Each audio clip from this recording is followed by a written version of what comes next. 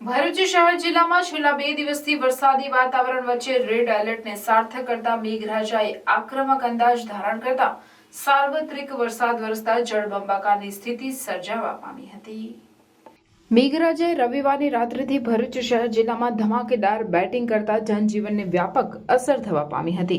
ભરૂચના નીચાણવાળા વિસ્તારોમાં વરસાદી પાણી ભરાયા હતા તો અંકલેશ્વર, હાંસોટ, વાગરાના ઝૂલવામાં પણ વરસાદી પાણીએ લોકોની મુશ્કેલીમાં વધારો કર્યો હતો।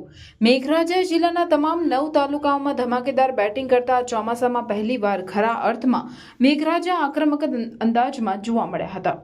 ભરૂચ જિલ્લામાં સોમવારની સવારના 6 કલાક સુધીના 24 કલાકમાં વરસેલ વરસાદના તાલુકાવાર આંકડા પર નજર કરીએ તો જંબુસરમાં 7 મિલીમીટર, આમોદમાં 12 ઇંચ, વાગરામાં 1.5 ઇંચ, ભરૂચમાં 2 ઇંચ, ઝઘડિયામાં 1 ઇંચ, અંકલેશ્વરમાં 4.5 ઇંચ, હાંસોટમાં 1 ઇંચ, વાલિયામાં 1.5 ઇંચ તેમજ નેત્રંગમાં 1.5 ઇંચ વરસાદ નોંધાયો હતો।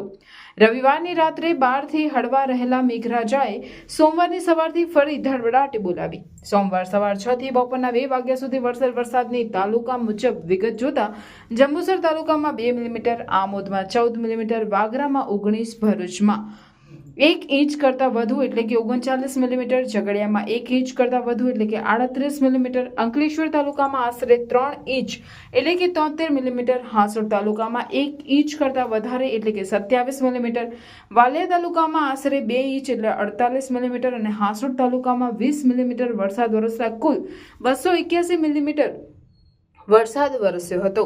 આમ 8 કલાકમાં ભરૂચ જિલ્લામાં કુલ 11 ઇંચ વરસાદ ખાબક્યો।